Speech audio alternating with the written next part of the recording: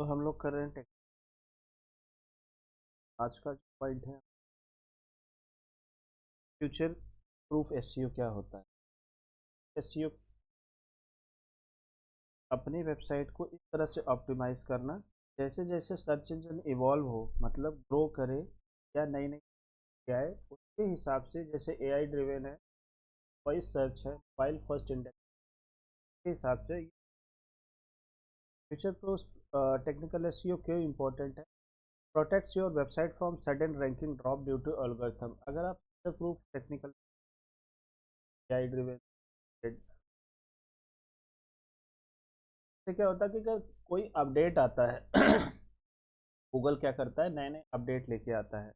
जैसे जीएसटी वगैरह हो गया, नए नए गवर्नमेंट हमारी आती है, वैसे ही गूगल भी नए नए आता है। तो उसको बोलते हैं एल्गोरिथम। जब एल्गोरिथम में कोई अपडेट होता है तो सडन ड्रॉप नहीं हो, ठीक है। दूसरी चीज़ क्या इंपॉर्टेंट है, इंपॉर्टेंस है, लॉन्ग टर्म विजिबिलिटी बनी रहती है।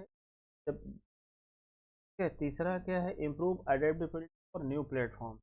नया जो जैसे कोई नया प्लेटफॉर्म आता है, जब हम लोग गूगल पे काम करते हैं, चैट जीपीटी, तो अगर आपका फ्यूचर प्रूफ टेक्निकल है तो वो चैट जीपीटी, ऐसा नहीं कि आपको चैट जीपीटी फिर से काम में क्या होता है कि कम समय में ज़्यादा कम वर्क में ज़्यादा एसईओ रिजल्ट देता है, ठीक है। Area in future proof technical की एरिया क्या, AI and generative search readiness, optimize structure data schema dot O R for AI. ज़रूरी होता है एआई एंड जनरेटिव सर्च के लिए रेडी करना। Ensure content is clear authority and context is for AI driven. हमें ये ध्यान देना होता है कि हमारा जो कंटेंट है वो अथॉरिटी होना चाहिए, कंटेक्चुअल होना चाहिए, रेलिवेंसी होनी चाहिए, और rich for AI driven search, मतलब जो भी एआई को चाहिए होता है उसके हिसाब से हमें करना होता है। इसके अलावा हमें रिस्पॉन्सिव डिज़ाइन पे फोकस करना होता है, फास्ट लोडिंग पे करना होता है, यूजर एक्सपीरियंस, मतलब वेबसाइट हमारी मोबाइल वर्जन होना चाहिए, फास्ट लोडिंग होना चाहिए और आराम से कोई भी बंदा को अच्छे से देख सके। हमें L C P, C L S और एफ आई डी को मॉनिटर करते रहना चाहिए। जो भी हमारे गूगल के स्टैंडर्ड है उसके हिसाब से इसको ऑप्टिमाइज करते रहना पड़ता है। इसके बाद आता है प्रोग्रेसिव वेब टेक्नोलॉजी। एक टेक्नोलॉजी होती है प्रोग्रेसिव, जिसमें क्या होता है वेबसाइट से ही मोबाइल ऐप बन जाता है। हमें प्रोग्रेसिव वेब टेक्नोलॉजी इम्प्लीमेंट करना चाहिए, और उसके से क्या होता है, कल को कोई अपडेट आता है या कोई भी नई चीज़ आती है तो उसके हिसाब से हमारी वेबसाइट रेडी होती है। प्रोग्रेसिव में क्या होता है, जेएस का काम ज़्यादा होता है, सर्वर साइड का काम होता है, डायनामिक रेंडरिंग का काम होता है, के हिसाब से सब जो है डेवलपर का काम है। तो आपको बस गाइड करना होता है कि कैसे। तो आप इन डेप्थ में 5 वर्जन में जाओगे और डीप में जाओगे जब 2 साल 3 साल का एक्सपीरियंस, फिर ये सारी चीज़ें। उसके बाद आता है voice and visual search, conversational content banana, all text और वॉइस वाले में ऑडियो फाइल में करना होता है ताकि वॉइस सर्च काम करे आपका, ठीक है। उसके बाद है anticipate changes in user queries with natural language. आपको नेचुरल लैंग्वेज में बात करना होता है, ये नहीं चैट डाल दिए, आपको अपने लैंग्वेज में उसको चैट जीपीटी से कंटेंट का आइडिया लेना होता है, लेकिन काम हमें अपने हिसाब से करना होता है, ठीक है। नेक्स्ट है sustainable site structure and scalability. हमें क्या करना होता है, एकदम क्लीन यूआरएल स्ट्रक्चर रखना होता है, कैनोनिकलाइजेशन का यूज़ किया होता है, एक्सटर्नल लिंकिंग किया जाता है, फ्यूचर एक्सपेंशन के लिए स्पेस बनाना होता है। ये चीज़ें ज़रूरी होती है। उसके बाद जो है H T T P S secure hosting, hosting आपका सिक्योर होना चाहिए, होना चाहिए। Structure error handling, accessibility and compliance, ensure website adhere to evolve web standard H T M L C S. जो भी नए नए H T M L C S S के वर्जन आते हैं उसके हिसाब से आप वेबसाइट ऑप्टिमाइज होती रहना चाहिए प्रॉपरली। तो आपको और क्या करना होता है, रेगुलरली आपको ऑडिट करते रहना होता है स्कीमा और डेटा को एआई के सर्विस, अपना मॉनिटर कोर वाइपर, जो भी वेबसाइट के नए आती है एल्गोरिथम के हिसाब से अपडेट करता रहना पड़ता है। Implement server side rendering for dynamic website, जो सर्वर साइड से रेंडरिंग इम्प्लीमेंट करना होता है, ये डेवलपर और सर्वर प्रोवाइडर का काम, आपको सिर्फ मॉनिटर करना होता है।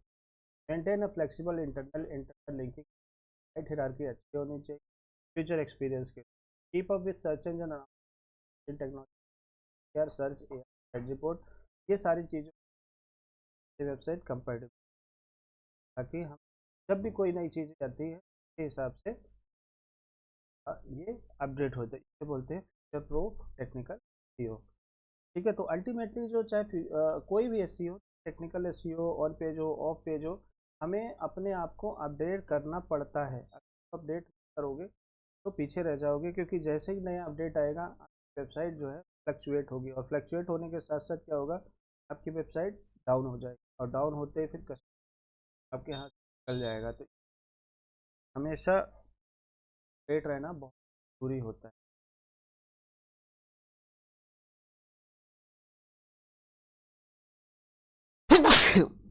सॉरी।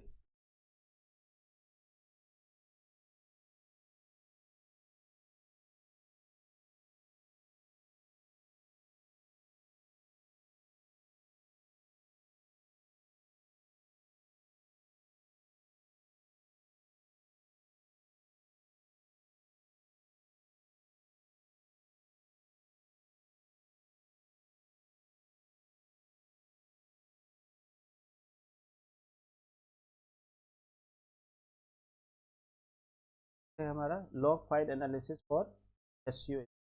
तो हमें लॉग फाइल देखना जरूरी होता है। लॉग फाइल का मतलब होता है, जैसे आप सीसी कैमरे में क्या करते हो, काम होता है तो आप रिकॉर्ड कर लेते हो और फिर उसको चेक करते हो क्या किया। आपके ऑफिस में, वेयर हाउस में लग कार्ड के पास आप उसको चेक करते हो, ये वाली फाइल है, कुछ भी चीज़ें डेटा आप देखते हो, that is called log file. तो हमें क्या करना होता है, लॉग फाइल एनालिसिस करना होता है। फाइल एनालिसिस का मतलब क्या होता है, log file analysis for SEO site refer process of exam server log, understand how search engine crawler interact with you. हमें सर्वर लॉग देखना होता है ना, तो आप सर्वर प्रोवाइडर से बोलोगे लॉग डिटेल, लॉग फाइल दे दो, लॉग डिटेल दे दो, तो आपको सीएसवी फाइल में सब शीट देगा। फिर आपको उसको चेक करना होता है कि कैसे कैसे क्रॉलर ने क्या क्या कहा। ये क्यों ज़रूरी होता है, क्योंकि reveal which pages search engine crawl most. तब क्या होता है, इससे पता लगता है कि जब क्रॉलर आता है तो सबसे ज़्यादा किस क्रॉल करता है। ठीक है ना, डिटेक्ट करता है। अगर क्रॉल नहीं कर रहा है तो एरर डिटेक्ट करता है, अगर ब्रोकन लिंक बता देता है, अगर रीडायरेक्ट इशू, सर्वर इशू है, सारी चीज़ें आपको सर्वर लॉग में मिलती है। ऑप्टिमाइज क्रॉल बजट, आपको बजट को, क्रॉलिंग बजट को ऑप्टिमाइज करता है।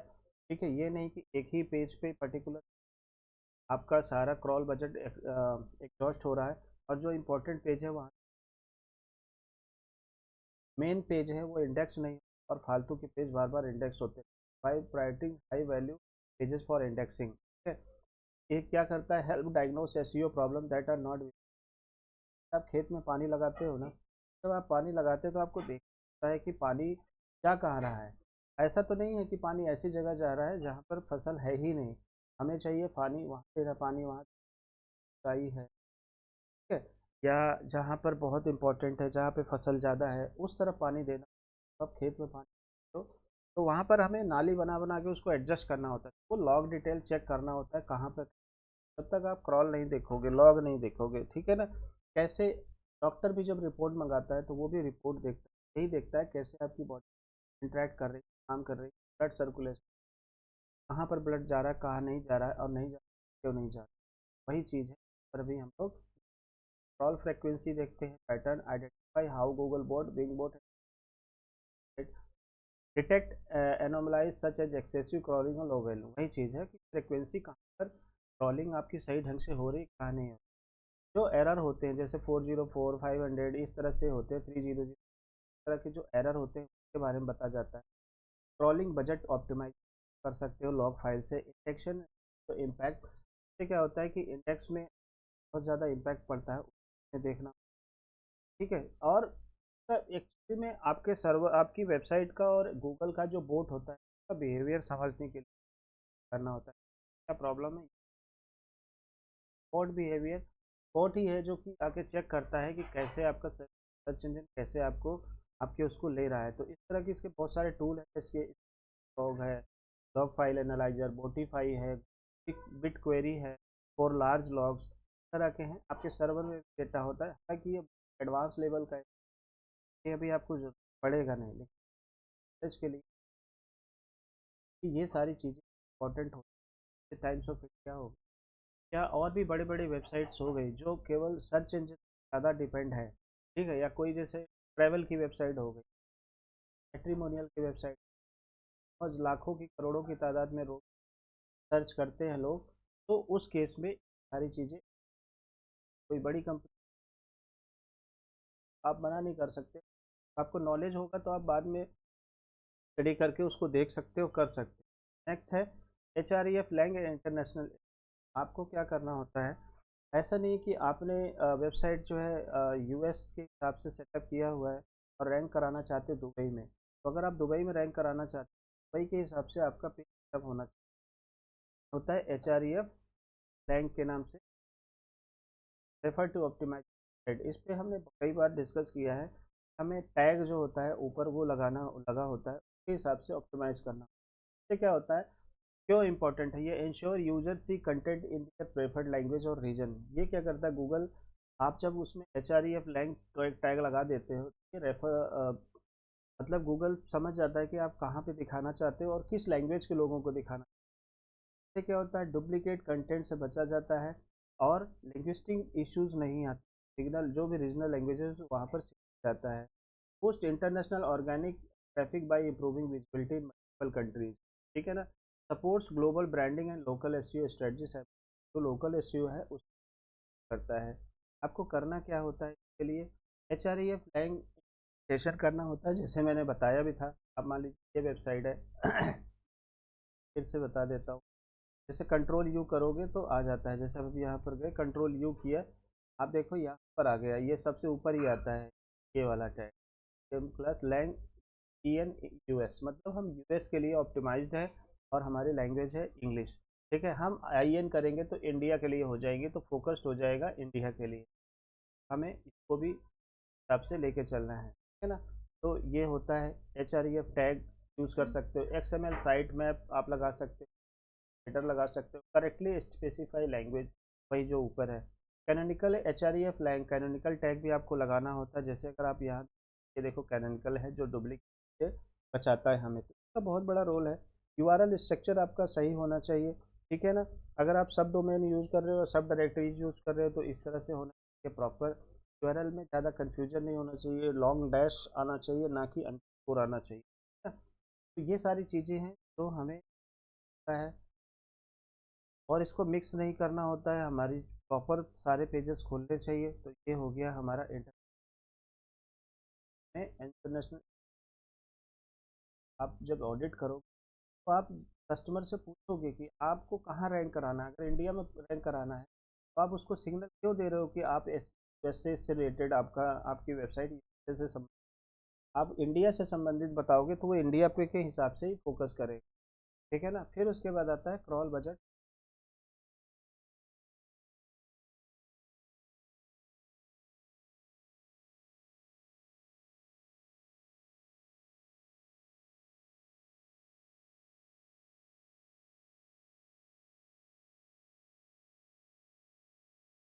क्रॉल बजट ऑप्टिमाइजेशन वही जो हमने थोड़ी देर पहले बात किया कि हमें अपने क्रॉल बजट को जो भी लिमिटेड होते हैं ऑप्टिमाइज करना होता है। जैसे गूगल क्या करता है, हर वेबसाइट को एक बजट एलोकेट इतने में। तो जो नए वेबसाइट होते हैं ना उसका कम क्रॉल बजट होता है या ख़राब वेबसाइट होती है, तो आपको उसी हिसाब से यूटिलाइज़ करना होता है। जैसे घर से आपको 100 रुपये मिला, तो आपको ऐसा नहीं कि आप 100 रुपये कैसे भी खर्च कर दो। आप स्कूल जा रहे हो, आप स्टेशनरी पे खर्च कर सकते हो, खाने पीने पे खर्च, सारा खाने पे, तो क्या होगा स्टेशनरी खाओगे, पेन या पेन, आप नोट ऑप्टिमाइज करना होता है। और important content is indexed quickly and consistent. Budget को इस तरह से एलोकेट करना, ऑप्टिमाइज करना है कि आपका जो है इम्पोर्टेंट कंटेंट है उसको वो इंडेक्स करे। प्रिवेंट लो वॉल्यूम, आपका जो डुप्लीकेट पेज है लो वॉल्यूम है, जिस कोई वैल्यू नहीं है, लो वैल्यू है, तो ना करे या कम करे। Improve overall S for large website e commerce website के लिए ये बहुत ज़्यादा ज़रूरी होता है। ई कॉमर्स वेबसाइट में आप बहुत सारे पेजेस बनते हैं, बहुत सारे प्रोडक्ट होते हैं हज़ारों लाखों की तादाद में। उस केस में ये काम करता है, ठीक है ना। इंपॉर्टेंट एरिया क्या है, जैसे crawl budget equal to crawl rate. हमारा crawl rate, how fast bot crawl, मतलब जितनी फास्ट क्रॉल आपकी वेबसाइट पे आएगा क्रॉलर, उतनी फास्ट आपका बजट कंज्यूम होगा। तो आपको उस हिसाब से ध्यान रखना है। इनटू क्रॉल डिमांड, तब crawl rate in crawl demand equal to crawl visit. तब क्रॉल डिमांड का मतलब होता है pages they want to crawl, और क्रॉल रेट का मतलब हाउ फास्ट, मतलब कौन सा पेज वो करना चाहते हैं और कितनी बार आ रहे हैं। Larger site with thousand of pages must optimize crawl budget to focus on high value. अगर आपकी वेबसाइट बहुत सारा कंटेंट है तो आपको 100% करना चाहिए, लेकिन अगर 10 20 50 पेज की वेबसाइट है फिर उसमें ये सिर्फ करने की ज़रूरत नहीं। हमें प्रायोरिटाइज करना होता है कि आइडेंटिफाई की पेजेस, कौन से पेजेस इंपॉर्टेंट है इंडेक्स करने के लिए, जैसे product page, blog post, library page. Use internal linking and site map, site signal property. जो इंटरनल लिंकिंग होती है और साइट मैप होते हैं, यही सिग्नल देते हैं कि हमें क्रॉलर को कैसे यूज़ करना है, ठीक है ना। आगे चल के जब हम लोग प्रैक्टिकल पे प्रोजेक्ट पे काम करेंगे, वहाँ पर हर एक पॉइंट पे हम लोग डिस्कस करेंगे, ठीक है ना। Eliminating no low value pages, no index page that don't contribute SEO. जैसे कोई ऐसे पेजेस हैं, जैसे जो जिसका कोई मतलब नहीं, जैसे एडमिन पेज है, फिल्टर प्रोडक्ट पेज है, इसका कोई मतलब नहीं, इस टैक्स लगा देंगे। नो इंडेक्स टैग लगाने से क्या होता है, क्रॉलर उस पर आएगा ही नहीं, तो हमारा क्रॉल बजट बच जाएगा। Reduce duplicate content with canonical tag, canonical tag लगाने से क्या होता है, गूगल समझ जाता है कि ये जो यूनिक पेज है बस उसी पे फोकस करना है, अदरवाइज नहीं। हमारा जो साइट स्ट्रक्चर है, इंटरनल लिंकिंग, वो सब चीज़ें डिसाइड करती हैं कि हमें क्रॉल बजट को कैसे ऑप्टिमाइज़ करना है। ये सारी चीज़ें होती हैं जो हमें ध्यान देना होता है। वो हम कई बार रिपीट कर चुके हैं, ये ज़्यादा डेप्थ में जा रहा हूँ क्योंकि ऑलरेडी मैं कई बार इस चीज़ को बता चुका हूँ। जब आप बार बार वीडियो देखोगे फिर आपको ये सारी चीज़ें क्लियर हो जाती हैं। नेक्स्ट है हमारा structure data for AI generative. तो एआई के ऊपर देखिए, आजकल एआई का ज़माना है, तो एआई के हिसाब से तो 100% हमें करना है टेक्नोलॉजियों में, अदरवाइज हम कहीं ना कहीं पीछे रह जाएंगे। क्या चीज़ है,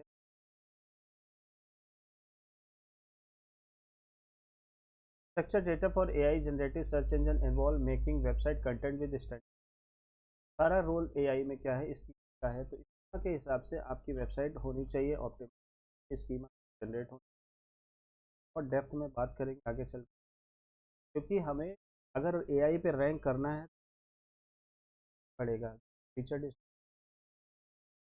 क्यों इंपॉर्टेंट है, इनेबल एआई एंड जनरेट क्या करता है, आप इस तो और वेबसाइट ऑप्टिमाइज कर, गूगल एसजी, गूगल एआई आता है, एआई रिजल्ट आता है, चैट जीपीटी और भी एआई। बाद अगर आपकी वेबसाइट ऑप्टिमाइज कल एसईओ किया हुआ है, हर प्लेटफॉर्म पे आएगा, आपके रिजल्ट्स अच्छे आते हैं, का मतलब ट्रैफिक डबल हो जाती है। की एरिया क्या है, कहाँ करना है, कॉमन लगाना है, आर्टिकल पे, प्रोडक्ट पे, एफएक्यूज पे, रेसिपी पे, इवेंट ऑर्गेनाइजेशन, इस तरह से लोकल बिजनेस इम्प्लीमेंट जेसॉन। ये जेसॉन के जरिए होता है स्कीमा। schema.org पे आप जाओगे, वहाँ कर सकते हो सारे कंटेंट, ठीक है। कंटेंट रीडेबिलिटी पे हमें फोकस करना हो, ठीक है ना। वेल स्ट्रक्चर होना चाहिए, क्लियर होना चाहिए, ठीक है ना। की entities relationship attribute for AI interpretation, this result and snippet, structure data can trigger carousel, carousel होना चाहिए, featured snippet, knowledge panel and star, align content with search engine for better AI, automate structure for ecommerce blogs, database driven content. तो हमें कहने data को इस तरह से करना होता है, ecommerce blog database driven content हमें manage optimise, ensure proper markup for each page variation and product list. का मतलब ये है कि आपको हर एक पेज को ध्यान देना होता है जो इम्पोर्टेंट है, और उसको उस हिसाब से वैलिडेट करना। आपको वैलिडेशन एंड टेस्टिंग आपको साथ साथ चेक भी करना होता है कि आपका कंटेंट पे जो आपने लगाया है वो काम कर भी रहा है कि नहीं कर रहा है। गूगल रिच रिजल्ट टेस्ट है, भी कर सकते हैं, ठीक है ना। इसके बाद है आपका मार्कअप वैलिडेटर और विंग वेब मास्टर टूल, ये सब बताएंगे कि आपका जो है मार्कअप ढंग से नहीं कर रहा है। मॉनिटर करना, सर्च कंसोल, हमारा जो सर्च कंसोल टूल है पे एरर और वार्निंग मॉनिटर करना पड़ता रहता है। तो ये सारी चीज़ें क्या होता है, और फ्यूचर प्रूफ एआई होना चाहिए ताकि कल को कोई अपडेट आए तो उस केस में कोई प्रॉब्लम ना हो। तो ये हो गया टॉपिक कई बार डिस्कस कर चुका हूँ ऑन पेज में भी, और वही ऑफ पेज में है। तो अगर आप देखोगे ध्यान से तो सारी चीज़ें ना आसपास ही इर्द गिर्द घूमती रहती हैं। नेक्स्ट है हमारा core vital monitoring and optimization. हमें क्या करना होता है, टेक्निकल एसईओ मॉनिटर करते रहना होता है, उसको हम चेक करते हैं।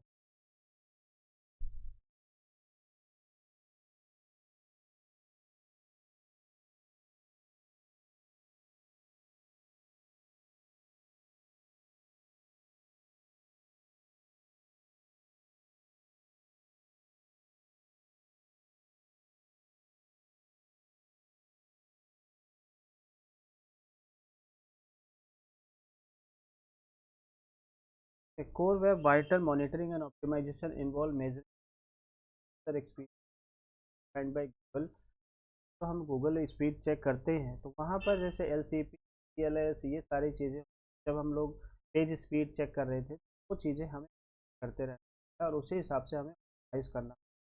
डायरेक्टली क्या करता है, अगर आप इस तरह से करते हैं तो ये डायरेक्टली इम्पैक्ट करता है रैंकिंग में। Core web vital part of Google page experience signal, तो होता है सिग्नल होता है, उसके हिसाब से हमें improve user satisfaction engagement and conversion rate. इससे क्या होता है कि यूजर का सेटिस्फेक्शन तब वो आता है, इंगेजमेंट बढ़ता है, और जब आप जो इन्फॉर्मेशन देना चाहते हो वो उस कस्टमर को मिलता है तो 100% कन्वर्जन रेट भी बढ़ता है।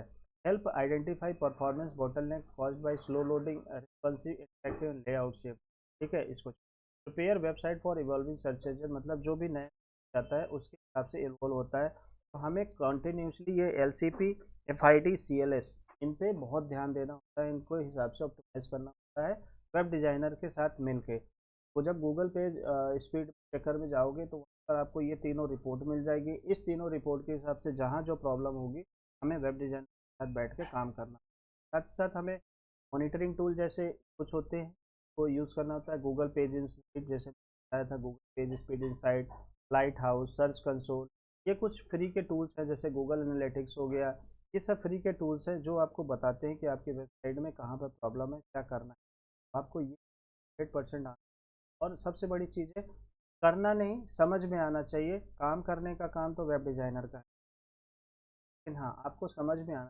जैसे आप डॉक्टर है, सिटी स्कैन, एमआरआई होता है, तो सिटी स्कैन एमआरआई करने वाला कोई और होता है लेकिन समझना डॉक्टर को ही होता है। ठीक है ना, रिपोर्ट वो भी बनाता है लेकिन समझना, ठीक है ना। तो इस तरह से आप रिपोर्ट बनाओ, ठीक है, और समझोगे और फिर वेब डिज़ाइनर। नेक्स्ट है हमारा प्रोग्राम वेब एस। तो जो मैंने अभी आपको बताया कि ऐसी वेबसाइट जो progressive web app, S evolve optimization progressive apps, ऐसी कोई वेबसाइट होती है जो मोबाइल ऐप का भी काम करती है और वेबसाइट में काम करती है, जिसमें पुश नोटिफिकेशन वगैरह आते हैं, लोड आता है, ऑफलाइन एक्सेस होता है, फास्ट लोडिंग होती है। ये चीज़ें भी हमें इम्प्लीमेंट करके रखना होता है। ठीक है, P W A often rely on Java script. ये क्या होता है, ज़्यादातर ये जावा स्क्रिप्ट वेबसाइट बनती है। रिएक्ट हो गया, एंगुलर हो गया, view, which can hinder search engine crawling. तो गूगल क्या करता है ना, जेएस वगैरह को उतनी ज़्यादा रिस्पेक्ट नहीं देता, तो आपको जेएस को इस हिसाब से ऑप्टिमाइज़ करना होता है कि आपकी वेबसाइट गूगल के साथ उसका रिलेशन बना रहे।